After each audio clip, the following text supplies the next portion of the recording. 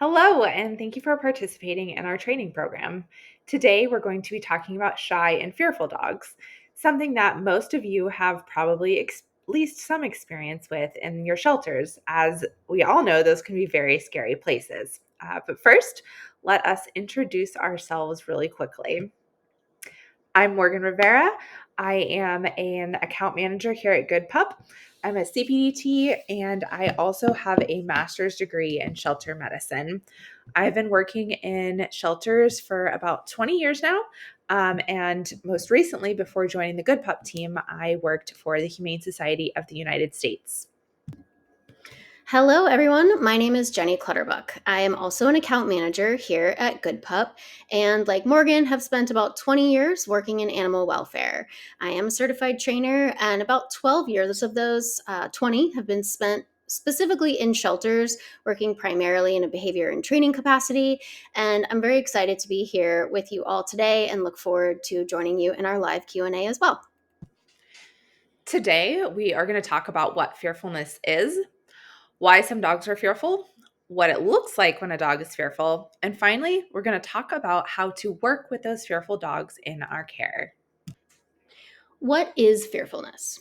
Fear is a natural and instinctual response to perceived threats or danger. Fear is natural. What is not natural? Many of the environments, such as shelters, that we ask dogs to exist in. We want to highlight this point because it's important not to lose sight of the fact that we are often starting at a deficit. The shelter is populated with dogs that have arrived there from a variety of often unknown backgrounds with unknown histories to an unknown, loud, scary, smelly, and overwhelming environment. We are tasked with helping them navigate this new environment. We mentioned perceived threats. What does that look like? For one dog, it may be the loud dog in the neighboring kennel, while for another, it may be the friendly older gentleman that comes to deliver treats. The dog decides what is scary, not us.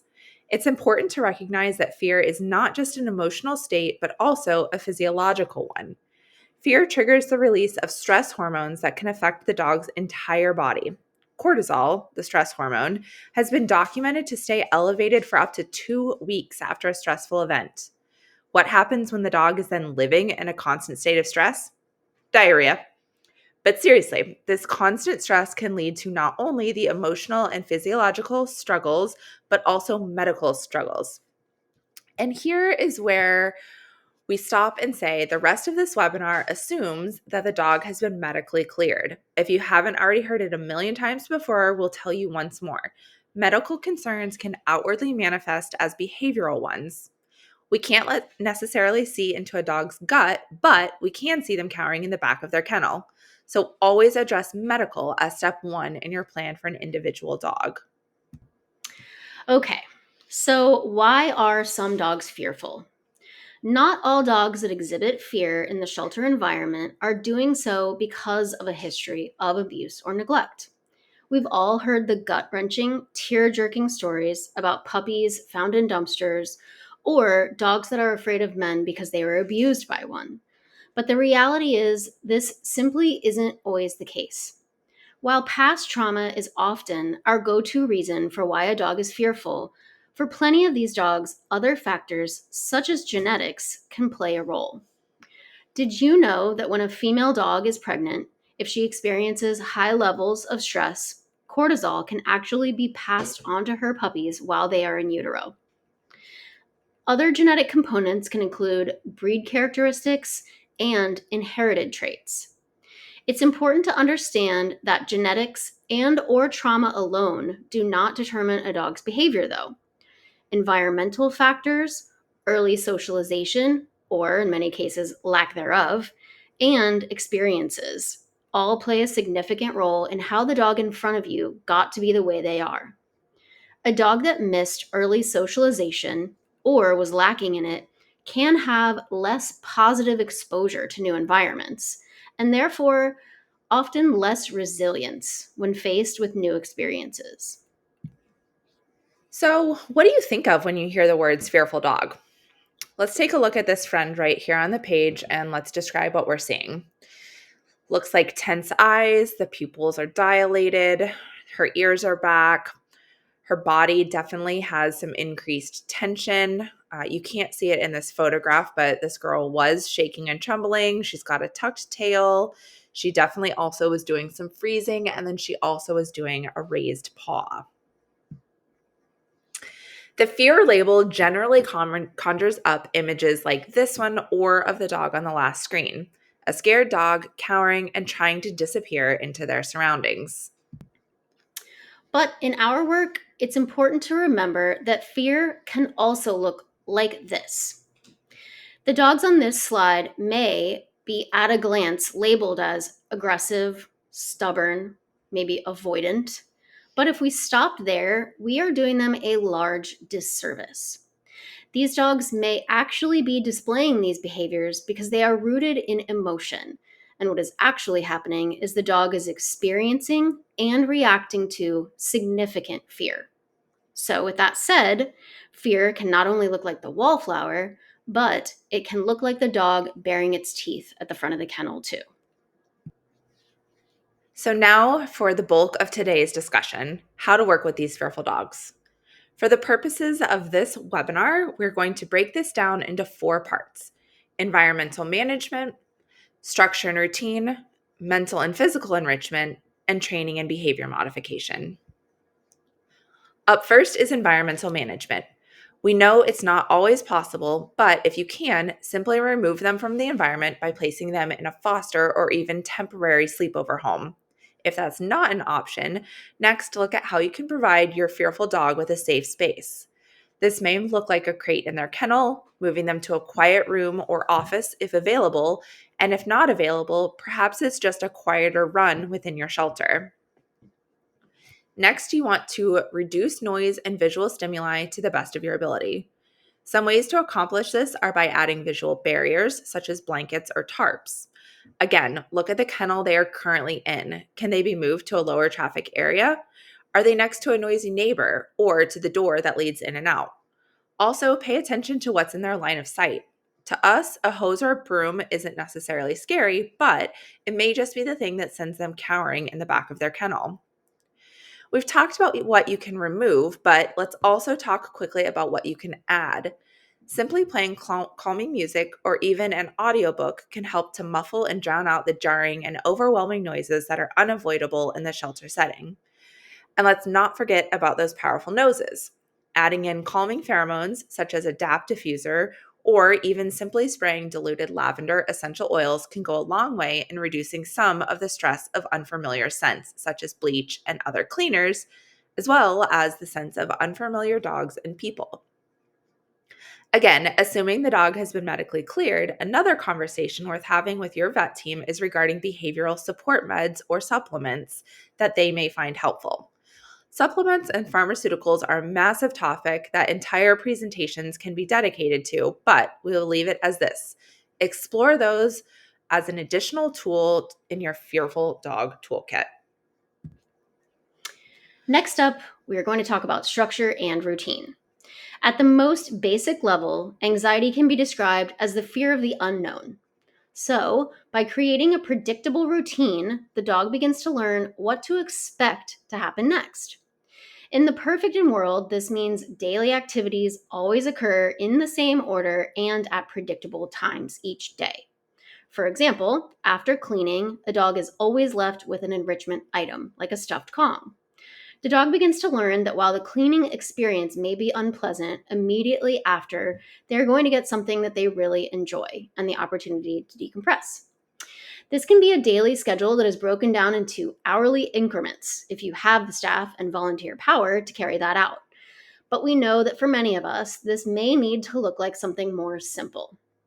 Maybe cleaning, feeding, and enrichment always happen in the same order. Or maybe it's that every day at noon you play calming music for 30 minutes.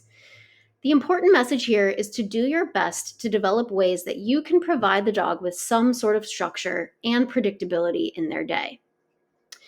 This brings us to our next topic, which is identifying primary handlers. With a newly arrived fearful dog, an excellent way to provide them with some level of predictability is to keep their circles small. Eventually, the goal will be to expand that circle, but until we can build a foundation with them, keeping their circle small and predictable can go a long way in reducing some of the stress that is inherently present when navigating strangers. We recognize that this can be easier said than done, but some ideas to make this feasible are housing a dog in an office or room with limited traffic, recruiting volunteers to be their buddy, or adding kennel signage with messages like, "I'm not ready to make new friends yet. Please drop me a treat and then ignore." Up next, we want to discuss mental and physical enrichment. This could easily be an entire presentation all on its own, but we're going to cover some basics here today. Just like the dog decides what is scary, the dog also decides what is enriching. This means you may have to get creative and offer them a variety of different things in the beginning and take note of what they like. If it's not possible to provide enrichment for every dog in your care, identify and focus on the ones that will most benefit from your efforts. In kennel enrichment items can provide much needed outlet for dogs that may otherwise have none. We've talked about how the unnatural shelter environment can limit their ability to express natural behaviors, and it's important to provide them with those opportunities. An easy way to come up with ideas for enrichment is to think of the senses and ways that dogs would naturally engage with them. Taste, things to chew and lick, such as Kongs or meals from puzzles. Smell, such as pheromones or scents of the day with appropriate essential oils. Touch, this can look like soft toys or raised beds or even approved items to tear, such as busy boxes. Sound, such as calming sounds, gentle music, and white noise are all options. Sight, think dog TV playing on a laptop. And sniffing is not to be forgotten either. It's probably obvious at this point, but these are likely dogs that will struggle with some or even all social interactions, at least in the beginning. So, where might we start? Helper dogs can be incredibly beneficial, and sometimes simply sharing space with a social, friendly dog can increase their confidence and reduce their stress. It can be an excellent outlet for a fearful dog's energy. What about socializing with humans? At least to start, social enrichment may just look like new people appearing and dropping high value treats. Now is not the time to bust out those dry old milk bones, but it is the time to give your fearful dog something that is going to be powerful enough to help them begin creating a better association with people. Think hot dogs raining from the sky. Sitting outside the kennel at a distance and with soft body language and simply reading your emails to the dog can also be a way to begin opening the door for interactions with people. This leads us directly to training and behavior modification. These are dogs that may not be ready to jump into a class and learn sit and down. But that doesn't mean we can't start to lay a training and behavior foundation. We're going to talk more in depth about counter conditioning and desensitization in just a moment. But before we get to that, we want to quickly touch on a couple of exercises that any staff or volunteers can do. As part of this class, you'll be receiving protocols with detailed descriptions, but we will quickly overview some of our favorites. Up first is treat, retreat. This is a great in-kennel exercise for scared dogs, but can also be played in any environment, really. From a distance where the dog is calm, remember to look at that body language, toss a high-value treat. While the dog eats the first treat, gently toss a second treat behind the dog or further away from you. This gives the dog the opportunity to, you guessed it, retreat. The dog is rewarded with not only the treat, but also the decrease in proximity to a new or potentially scary individual. That's it. Simply repeat the game and watch as the dog learns it can choose to establish their comfortable distance from a person. We want to pause right here and say that as humans, we may be inclined to get greedy at this point. We want to show the dog that it's okay and we're not scary, and you can take the treat right from my hand, see? But they simply may not be ready for that. And moving at their pace, not ours, is better in the long run and will lead to a stronger relationship with the handler. Okay, now that we got that out of the way, we also want to mention pattern games. This is something that we use not only for our shy, fearful friends, but those struggling with other behavior challenges. as not only a training exercise, but also a great way to create predictability and routine. Simply look up pattern games created by Leslie McDevitt, such as Up Down, 1 2 3 Cookie, and Ping Pong, and it will yield numerous results that you can explore and tailor to your specific needs. And now for a closer look at desensitization and counter conditioning. Desensitization and counter conditioning are both crucial tools for dogs that are experiencing fear in the shelter setting. Desensitization involves gradually exposing an animal to a stimulus, such as loud noises, unfamiliar people, or handling, in a controlled and positive manner, starting at a level where the animal feels comfortable and gradually increasing exposure as they become more accustomed to it. Obviously, in the shelter, this is extremely challenging, but we wanted to provide you with this, the way that this ideally works so that you can have it in mind. This product process, this process helps reduce the fear response associated with the stimulus over time. Counter conditioning, on the other hand, involves pairing the feared stimulus with something the dog enjoys, such as treats or play, to create a positive association. By consistently pairing the feared stimulus with something pleasurable, the animal learns to associate the stimulus with positive experiences, leading to a change in their emotional response. Together, desensitization and counter conditioning can help build the dog's confidence, reduce their stress, and hopefully be a tool in decreasing their fearful behavior. What might this look like for a fearful dog in the shelter? This can be as simple as having volunteers calmly walk through the kennels and drop treats. On their next pass, they're going to up the criteria a small bit and drop a treat for the dog if they turn their head in their direction. From there, the volunteers can slightly up the criteria once again and drop a treat for eye contact.